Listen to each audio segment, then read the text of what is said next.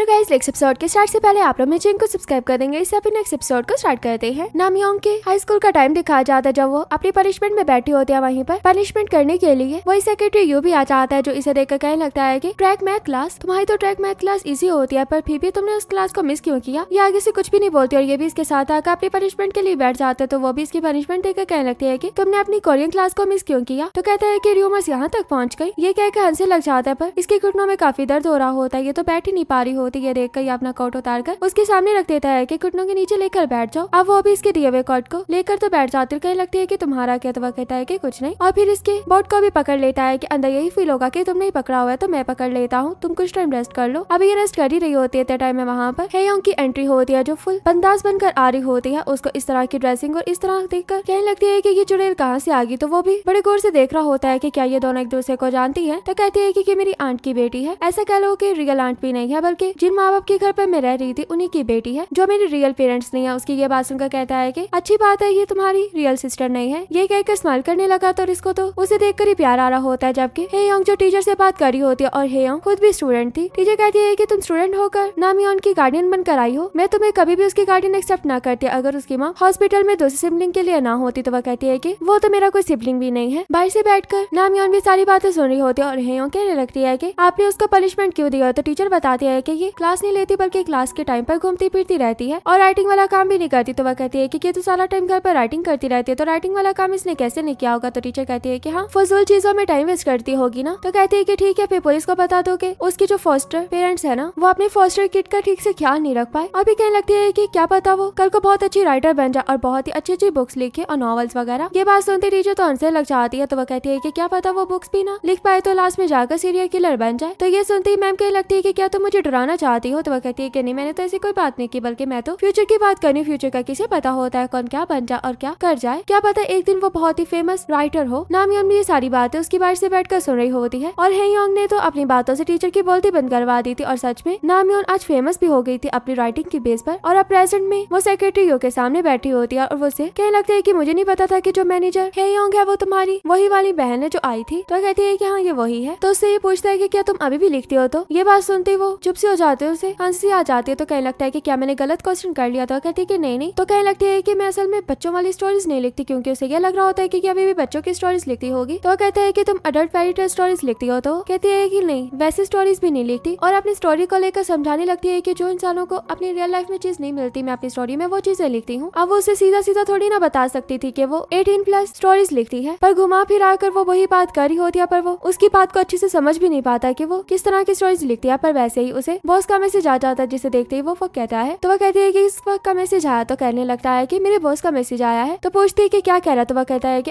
अभी मुझे वो बुला रहे हैं। ये सुनते इसे तो गुस्सा आ जाता है कि ये कैसा बॉस है, इतनी जल्दी भी क्या बुलाने की। और बाकी जो भी रेस्टोरेंट में लोग बैठे होते हैं वो देखने लग जाते हैं कि इस लड़की को क्या हो गया है। अब इसे भी जाना होता है। तो ये जाने लगता है, पर जाते जाते अपना कार्ड देकर जाता है कि हम बाय चांस नेक्स्ट टाइम ना मिले, बल्कि टाइम निकाल कर मिले। अब वो तो अपना कार्ड देने के बाद चला गया था, पर इसकी खुशी की तो इंतहा ही नहीं होती। और वापस से इसे लोग देखने लग गए थे कि ये लड़की इतना खुश क्यों हो रही है। और कहने लगती है कि मुझे नहीं पता था कि हेयोंग और ये दोनों एक ही कंपनी में काम करते होंगे। और वैसे हेयोंग को कॉल कर दिया तो वो उसकी कॉल नहीं अटेंड कर रही होती। तो सोचने लगती है कि वो होटल तो पहुंच गई होगी, पर उसकी कॉल क्यों नहीं पिक कर रही। जबकि इधर हेयोंग अपने होटल वाले रूम में दिखाई जाती है, जो चीखे वगैरह मार रही होती है। पर पता लगता है कि असल में किमजी तो उसके बालों से पिंस को निकाल रहा होता है और एक लास्ट पिन रह गई थी। वो जैसे उसे निकालते ये तो अपना सर पकड़ कर बैठ गई थी और चीख मारी होती, क्योंकि उसे काफी दर्द हो रहा होता है। उस पिन के साथ उसके काफी बाल भी चले गए थे। और ये सारी पिंस उसके सामने रखते हुए कहता है कि तुमने तो पूरी पिंस की दुकान डाली हुई थी बालों में। तो ये उसे बोलती है कि तुम शावर लेने के लिए चले जाइए। उसे देखने लग जाता। तो वह कहती है कि मैं थोड़े टाइम बाद लूंगी, तुम पहले ले लो। अभी उसकी बात सुनकर जाने तो लगता है, पर ऐसे बिहेव कर रहा होता है जैसे वो पहली बार होटल में आया हो। तो कहती है कि क्या तुम पहली बार होटल में आए हो। अभी उसके एक्शन से समझ आती है। तो कहती है कि क्या तुम पहले कभी भी होटल में नहीं आए। तो बताता है कि मैं आर्मी के फ्रेंड्स के साथ एक दफा आया था, पर वो इस तरह के होटल्स नहीं थे। अब ये भी उसे तंग सी करने लग जाती। तो ये भी उसे देखकर कहता है कि क्या तुम डिसअपॉइंट हो रही हो कि मैंने तुम्हें किस नहीं किया। अब ऐसे राइटिंग का सीन दिखाया जाता है जहाँ पर इन दोनों को किस करने का बोला जा रहा होता है। अब दोनों एक दूसरे की तरफ देख रहे होते हैं कि हम किस करें या ना करें। सभी लोग उन्हें किस करने को बोल रहे होते, तो इसी वजह से किमजी उसे चिक पर किस कर देता है। ये देखकर वो कहने लगते हैं कि किस लिप्स पर होती है, ना कि चिक्स पर। अब वापिस उन्हें किस करने का बोला जा रहा होता है। जैसे ही किमजी हिम्मत करके उसे किस करने वाला होता है, वैसे ही हेयोंग की माम की तबीयत खराब हो जाती है। वो वहाँ से उठकर खुद ही जाने लगती है कि मेरा बेटा घर पर मेरा वेट कर रहा है। जबकि उनके साथ उनकी जो नर्स आई थी वो रोकने लगती है, पर वो रुक नहीं रही होती। ये देखकर जल्दी से हेयोंग भी अपनी माम के पास जाती है, उन्हें रोकने लगती है, पर उसकी माम तो रुकने का नेम ही नहीं ले रही होती। इसलिए वो किसकी बात वहीं वहीं पर एंड हो गई थी। अब इसी चीज को याद करते हुए कहने लगती है कि वो तो बस मेरे लिए फन था, जिस तरह गेम्स फन होती है इसी तरह ये इंटीमेट होना भी फन था। उसकी ये बात सुनते ही तो उसे बेड पर लिटा लेता और उसके काफी ज्यादा क्लोज हो जाता और कहने लगता है कि चाहे मेरा होटल में आना फर्स्ट टाइम है पर किसी और चीज में मेरा फर्स्ट टाइम नहीं है। ऊपर से लेकर उसे लिप्स तक देख रहा होता है और जैसे उसे किस करने के लिए क्लोज होता है पर वो तो अपनी आंखें नहीं बंद करती है। देखकर कहने लगता है कि तुमने अपनी आंखें क्यों नहीं बंद की। ये बात सुनते उसको अपने क्लोज खींच लेती है और कहती है कि क्या तुम्हें ये सिखाया गया है कि लड़की की आंखें बंद होंगी तो तुम किस कर पाओगे वरना किस नहीं कर पाओगे। वो तो इस बात से चुप सा हो जाता है और ये भी उसको अपने से दूर करते हुए कहती है कि चलो जाओ शॉवर लेकर आओ। तो कहने लगता है कि अच्छा वो तो मैं लेने जा रहा हूँ। तो वो कहती है कि हाँ उसके बाद हमने अपना वेडिंग नाइट वाला काम भी तो करना है। तो वो कहता है कि क्या। तो कहती है कि हमने पैसे काउंट करने हैं ना, तुम काउंटिंग में काफी अच्छा आगे कन्वीनियंस स्टोर में काम करते रहे हो। तो वो कहते हैं कि हाँ ये कहकर शॉवर लेने के लिए चला गया। तो उसके जाने के बाद ये अपने आप पर बहुत ही ज्यादा प्राउड फील कर रही होती है कि मैंने अपने इमोशंस पर कंट्रोल किया, अपने आप पर कंट्रोल किया, मैं तो एक बुद्धा बन चुकी हूँ। उसे तो बड़ी खुशी हो रही होती क्योंकि अगर इससे ज्यादा वो टाइम रुकता तो ये अपने इमोशंस पर कंट्रोल ना कर पाती। जबकि हमें इधर सेक्रेटरी यो दिखाया जाता है जो बॉक्यू के पास हॉस्पिटल पहुंचा हुआ था। वो तो नॉवल पढ़ने के बाद हॉस्पिटल में ही एडमिट हो गया था। अब ये भी बैठकर नॉवल को पढ़ा होता है पर नॉवल में 18+ बातें तो होती हैं बट उसके साथ साथ जो मेन लड़के का नाम होता है वो कोई और नाम नहीं होता बल्कि सेक्रेटरी वाले नेम होता है। ये सुनते ही बॉक्यू कहने लगता है कि मसला तो ये है जब भी मैं ये नाम पढ़ता तो मेरे सामने तुम्हारा नाम आता था और तुम्हारा फेस आ जाता था। तो कहने लगता है कि कहीं तुम मुझे तो नहीं इमेजिन कर रहे थे मैं तुम पर सू कर सकता हूँ। तो वह कहता है कि नहीं मुझ पर सू मत करना और इसी में वो बता देता है कि ये मेरी मॉम नॉवल पढ़ रही थी। और मॉम का सुनते वो भी शौक हो जाता है कि क्या मतलब तुम्हारी मॉम पढ़ रही थी। तो वो कहता है कि हाँ। तो वो कहता है कि इसी वजह से तुम हॉस्पिटल पहुंच गए क्योंकि तुम्हें अपनी मॉम के टेस्ट का पता लग गया। वो कहता है कि नहीं असल मसला ये नहीं है बल्कि कमेंट्स हैं। तो कहता है कि तुमने ऐसे क्या कमेंट कर दिए। तो कहने लगता है कि इस तरह की नॉवल पढ़ना बंद कर दे मॉम, क्या तुम इस तरह का कमेंट कर सकते हो बताओ। ये सुनते वो भी चुप हो जाता और ये भी पानी की बोतल हाथ में ही दबाते हुए कहने लगता है कि मैं अपने कमेंट से कुछ ऐसा करूंगा कि राइटर लिखना ही बंद कर देगी। तुम्हें पता ना मैं कितने बैड कमेंट्स कर देता हूँ जब मैं गुस्से में आता हूँ। तो जबकि हमें इधर हेयोंग दिखाई जाती जो किमजी के साथ बैठकर पैसे काउंट कर रही होती है और इसे नींद भी काफी आ रही थी। किमजी उसे इस तरह देखकर कहता है कि तुम सो जाओ मैं इसका पैसे काउंट कर लूंगा। तो वह कहती है कि मुझे तुम पर ट्रस्ट नहीं है। तो कहता है कि शादी के लिए तुम्हें मुझ पर ट्रस्ट है पर पैसों के लिए ट्रस्ट नहीं है। तो वो कहने लगती है कि मुझे नहीं पता था कि शादी में भी ट्रस्ट की जरूरत होती है, चलो आइंदा इस चीज का भी ख्याल कर लूंगी। तो कहने लगता है कि तुम्हें मुझ पर ट्रस्ट क्यों नहीं है। तो कहती है कि तुम मुझे काफी सस्पिशियस लगते हो, तुम अपने बारे में मुझे कुछ भी नहीं बताते जबकि मेरे बारे में हर चीज तकरीबन जानते हो। तुमने ये भी नहीं बताया कि कनाडा में कौन रहती है और तुम्हारी ग्रैंडमा क्यों इस तरह की बातें करती है। तो वो कनाडा वाली बात बता देता है कि कनाडा में कोई और नहीं बल्कि मेरी ग्रैंडमा की डॉटर रहती है। अपनी खूबसूरती की वजह से वो एक आदमी से शादी करके कनाडा चली गई। तो कहने लगती है कि वो क्या तो तुम्हारी मॉम होगी या तुम्हारी आंट होगी। अब मॉम की बात से वो चुप सा था। तो कहने लगती है कि क्या वो तुम्हारी मॉम थी। तो कहता है कि हाँ उन्हें तो पता भी नहीं है मैं उनका बेटा हूँ, इसलिए मेरी ग्रैंडमा ने मना कर दिया कि मुझे वहाँ पर उनकी फैमिली के पास नहीं जाना चाहिए, मैं वहाँ पर जाने के बाद मसले क्रिएट कर सकता हूँ, इसलिए मैं उनके पास नहीं गया और ना ही उनसे बात करता हूँ बल्कि वो मुझे कॉल्स वगैरह करती रहती हैं। पर मैं ग्रैंडमा की बात को मान रहा हूँ। उसकी ये बात सुनकर कहती है कि बुरा लगा मुझे ये बात सुनकर और उसके पास आकर उसे पोके मारने लग जाती। तो कहता है कि ये तुम क्या कर रही हो। तो कहने लगती है कि मुझे लगा कि तुम अभी रोने लग जाओगे। तो कहता है कि मैं कोई छोटा बच्चा नहीं हूँ जो रोने लग जाऊंगा और मैंने तुम्हें ये बातें इसलिए बताई ताकि तुम मुझ पर ट्रस्ट कर पाओ। तो ये बात सुनकर स्माइल करने लगती और साथ में पैसे भी काउंट कर रही होती, शायद उसने अभी भी उस पर ट्रस्ट नहीं किया था। जबकि हमें इधर नामियों दिखाई जाती जो बैठकर अपने नॉवल की नेक्स्ट एपिसोड लिख रही होती है। तभी उसे मैसेज आता है कि तुम्हें कमेंट्स नहीं पढ़ने चाहिए, वैसे भी तुम्हें कमेंट्स वगैरह से फर्क नहीं पड़ता ना। तो कहती है कि मुझे इतनी रात में मैसेज करने की जरूरत नहीं थी बल्कि अपना आराम से सो। पर मैसेज करने के बाद सोचती है कि मुझे कमेंट्स तो देखने चाहिए और जैसे जाकर कमेंट्स देखती है पढ़ने लगती है तो एक कमेंट ऐसा होता है जिसे देखने के बाद जैसे ये काफी खौफजदा सी हो गई थी। जबकि इधर हमें हेयोंग दिखाई जाती है जो अपने पैसों को अपने अकाउंट में डिपॉजिट करवा देती है और साथ में हुईसियोंग से भी बात कर रही थी। वो इसके लिए फिक्र कर रही होती है कि क्या तुम्हें उतने पैसे मिल गए जितने चाहिए थे। तो वह कहती है कि हाँ मैं कभी भी लॉस में नहीं चाहती। और फिर वहीं पर किम जाई को बैठे देखकर कहने लगती है कि यहाँ पर किम जाई भी आया हुआ। तो वो कहती है कि वो यहाँ पर क्या कर रहा है। तो वो बताती है कि आरी ने हमें सी ऑफ किया था तो उसके बाद ही शायद ये साथ ही यहीं पर होगा। पर जैसे उसकी तरफ जा रही होती तो किम जाई एक फैमिली को देख रहा होता है जिसे बस देखे जा रहा था। ये देखकर वो हिसियोंग से कहती है कि चलो मैं बाद में बात करती, अब मैं एयरपोर्ट पर ही हूँ। ये कहकर उसकी कॉल कट कर देती और किम जाई के साथ आकर बैठ जाती है और कहने लगती है कि पार्टनर तुम फ्री हो गए हो, अब तुम जो चाहो कर सकते हो, कहीं पर भी जा सकते हो, जैसा जीना चाहो जी सकते हो। ये कहते हुए उसे पैसे भी देने लगती है। तो वह कहता है कि मैंने बेबी के लिए तुम्हारी बात को एक्सेप्ट किया था, मुझे पैसों की जरूरत नहीं है। पर फिर भी वो उसको जबरदस्ती पैसे दे देती है और कहती है कि बेबी का भी ख्याल मैं रख लूंगी और वैसे कि इतने पैसे तो हैं जिससे तुम कनाडा जा सकते हो। तो वह कहता है कि मैंने कब कहा कि मैंने कनाडा जाना है। तो कहती है कि मेरा काम था टिकट के पैसे देना, बाकी तुम्हारी मर्जी तुमने जाना या नहीं जाना। अब वैसे वो वहाँ से जाने लगता है तो ये उसे हस्बैंड कहकर रोकते है। तो ये उसकी हस्बैंड वाली बात से रुक जाता है और मुझसे मुड़कर कहता है कि तुम अभी तक मुझे हस्बैंड क्यों कहकर बुला रही हो। तो रिंग दिखाते हुए कहने लगती है कि अभी भी हम फैमिली हैं, तुम्हारी ग्रैंडमा के लिए तुम्हारी मॉम उनकी फर्स्ट प्रायोरिटी थी, तुम चाहे उनकी फर्स्ट प्रायोरिटी हो या ना हो पर मेरी फर्स्ट प्रायोरिटी हो, ये बात याद रखना। बाकी मुझे फर्क नहीं पड़ता कि तुम जहाँ पर भी जाओगे, जहाँ पर भी घूमोगे, पर ये बात याद रखना कि हम फैमिली हैं और फैमिली रहेंगी। अब ये भी अपनी फ्लाइट पर आ जाती और आकर अपना बैठ गई थी। जैसे जैसे ही पर्स ओपन करके देखते हो तो उसमें एक इन्वेलप होता है, जिसको ओपन करके देखते हो तो उसमें कुछ पैसे थे और साथ में एक लेटर था जो किसी और ने नहीं बल्कि किमजी ने उसके लिए लिखा था जब वो सो रही थी। कहा था कि तुम्हें अपना परफेक्ट लाइफ पार्टनर तो नहीं मिला, पर जो मिला शायद तुम्हें इसी से खुशियां मिल जाएंगी और जो तुम खुशियां चाहती थी वही तुम्हें मिली होंगी इस मैरिड लाइफ के बाद से। अब उसने ये लेटर तो लिख लिया था और उसके पास आकर बैठ जाता और उसके हैंड के साथ अपना हैंड रख देता है जिसमें दोनों ने रिंग पहनी हुई थी। ये तो उसके लेटर को तो पढ़ने के बाद काफी खुश होती है और कहने लगती है कि वो लास्ट टाइम था जब मैंने किमजी को देखा था। इसके बाद 3 मंथ्स का टाइम गुजर जाता है। अब होने वाली प्रमोशन इवेंट की तैयारियां चल रही होती है। वहीं पर आनियो भी होता है जिसे आवाज देकर रोका जाता है। अब वो जैसे उनकी रोककर बात वगैरह सुन रहा होता है वैसे पीछे से हेयोंग भी आ जाती है जो कहने लगती है कि आप लोगों ने रास्ता क्यों रोका हुआ है। तो वो कहते हैं कि तुम सच में काफी अनोइंग लग रही हो इस तरह बात करते हुए। तो कहती है कि मैं अनोइंग लग रही हूँ पर ग्रैंड प्राइज, ये कहते हुए अपनी तरफ इशारा कर रही होती है और वो भी इसको इस तरह देखकर इसके लिए क्लैप कर रहे होते हैं। वैसे पीछे से आकर आयरिन आवाज देती है कि तुम लोग आकर रिहर्सल कर लो अपनी। अब ये बात सुनते ही वो लोग चले जाते हैं और ये भी जाते हुए आनियो को एक बात लगाती। तो आनियो कहता है कि तुम ये तो देख लिया करो कि हम वर्क प्लेस पर हैं। तो वो कहती है कि तुम्हारे फेस पर डर तो साफ दिख रहा है, बाकी मैं वो वाली हेयोंग नहीं हूँ जो पहले थी, अब मैं बदल चुकी हूँ, काफी चेंजिंग आ चुकी है, तो मुझे किसी भी तरह डराने की जरूरत नहीं है। और इधर नामियोन दिखाई जाती है जो अपना कॉन्ट्रैक्ट साइन करने के लिए आई हुई थी ऑडियो बुक के लिए। अब कॉन्ट्रैक्ट साइन हो जाता और उससे कहा जाता है कि आपकी इस चीज में काफी जरूरत पड़ती रहेगी क्योंकि आपने ये बुक लिखी है तो आपको पता होगा कि कहाँ पर किस तरह की ऑडियो का यूज किया जाएगा। तो वो भी उनको फुल सपोर्ट करने के लिए तैयार थी। और यहीं पर हमारा ये पार्ट भी एंड हो जाता है। वीडियो अच्छी लगे तो वीडियो को लाइक करना।